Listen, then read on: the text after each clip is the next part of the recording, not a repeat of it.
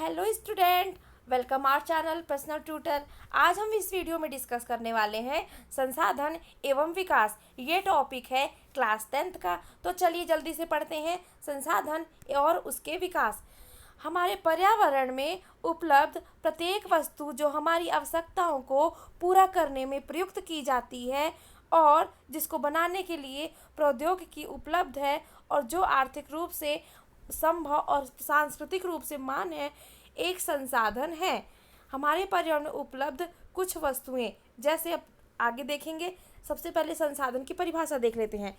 फिर से एक बार पढ़ते हैं। हमारे पर्यावरण में उपलब्ध यानी हमारे जो पर्यावरण में है वो उपलब्ध, उनमें जो जितनी भी चीज़ें उपलब्ध हैं, जो वस्तुएं उपलब्ध हैं, वो हमारी आवश्यकताओं को पूर्ति करने के लिए की जा सकती हैं और जिनको बनाने के लिए प्रौद्योगिकी उपलब्ध हो, जो आर्थिक रूप से संभाव और सांस्कृतिक रूप से मान्य हो, ऐसे क्या कहलाते हैं? संसाधन कहलाते हैं।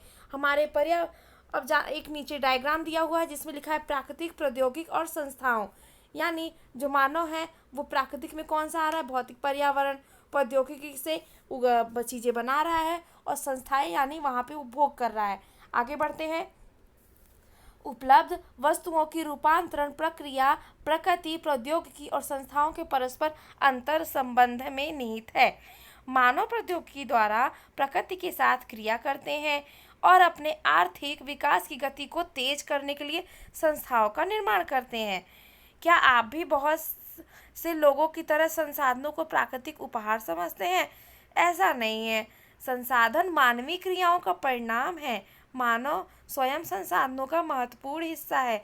वे पर्यावरण में पाए जाने वाले पदार्थों को संसाधनों में परिवर्तित करते हैं तथा उन्हें प्रयोग करते हैं। इन संसाधनों का वर्गीकरण निम्न प्रकार से है। चलिए देखते हैं संसाधनों का वर्गीकरण। उत्पत्ति के आधार पर, समावयवता के आधार पर, स्वामित्व के आधार पर और विकास के आधार पर। सबसे पहले जानेंगे उत्पत्ति के आधार पर।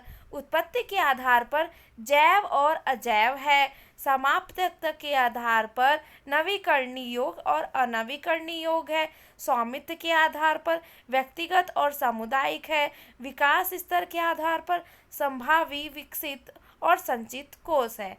ठीक है, समझ में आया? संसाधन की परिभाषा और संसाधनों का वर्गीकरण किस प्रकार से है।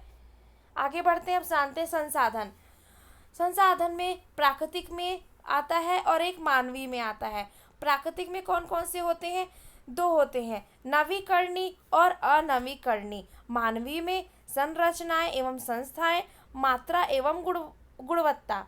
अब जानते हैं नवीकरणीय स्रोत में कौन से आते हैं, जैसे सतत और जैव। सतत में सतत या प्रवाह, जैसे पवन और जल, ठीक है, जो सतत होते हैं, जो निरंतर चलते रहते हैं। और जैव में प्राकृतिक वनस्पति और वन्य जीव। अनवीकरणीय जो बार बार यूज नहीं, जो एक बार खत्म होने के चांसेस है, जो दोबारा उत्पन्न नहीं होते, तो उनमें क्या होता है? पुनः चक्री में, जैसे धातु। अब धातु का हमने कोई चीज़ ली तो उसको हम रिसाइकिल कर सकते हैं। अचक्री में कौन से आते हैं? जीवाश्म ईंधन, जैसे बायोगैस। बायोगैस और जो गोबर गैस कहते हैं जिसको, वो उसका हम रिसाइकिल नहीं कर सकते। ठीक है, आगे बढ़ते हैं और देखते हैं। अब जानते हैं संसाधनों के प्रकार। संसाधनों उत्पत्ति के आधार पर सबसे पहले समझेंगे जैव संसाधन और अजैव संसाधन। जैव संसाधन में इन संसाधनों की प्राप्ति जीवमंडल से होती है। इनमें जीवन व्याप्त है, जैसे मनुष्य, वनस्पति जात, प्राणी जात और मत्स्य जीव, पशुधन। अजैव संसाधन वे सारे संसाधन जो निर्जीव वस्तुओं से बने हैं अजैव संसाधन कहलाते हैं। उदाहरण चट्टानें और धातुएं।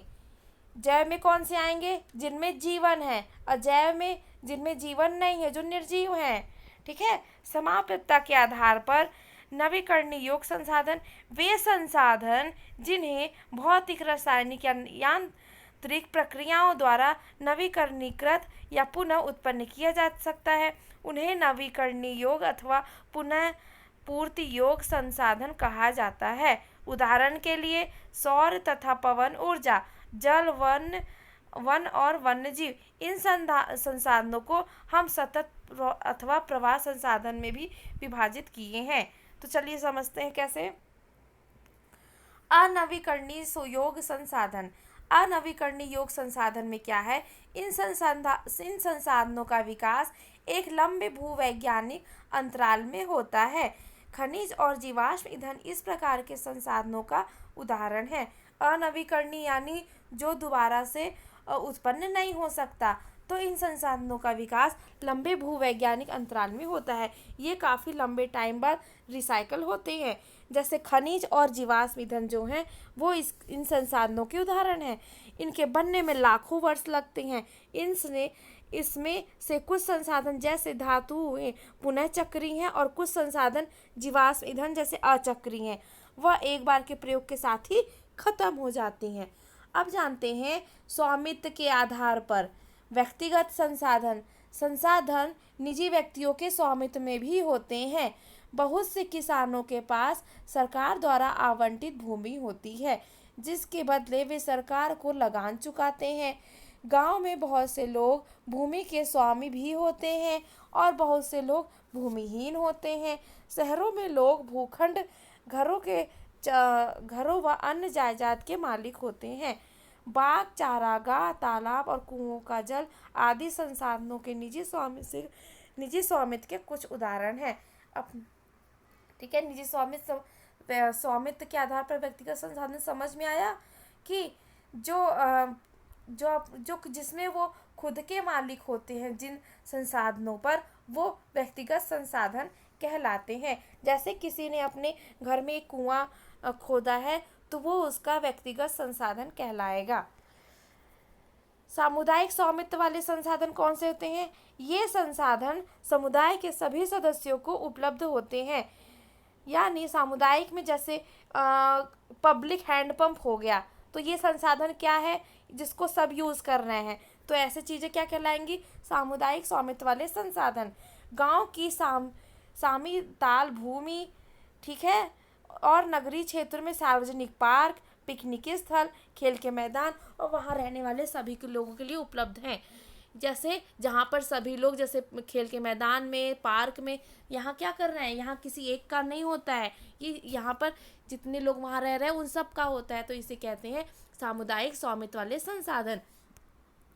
तो आपको ये पूरा वीडियो समझ में आया कि संसाधन क्या है और उसमें उनको कितने प्रकार में बांटा गया है और उनके जो प्रकार हैं हम उनके बारे में डिटेल से पढ़े हैं। Thank you. आपको ये पूरा अच्छे से समझ में आया होगा, आई होप। Thank you.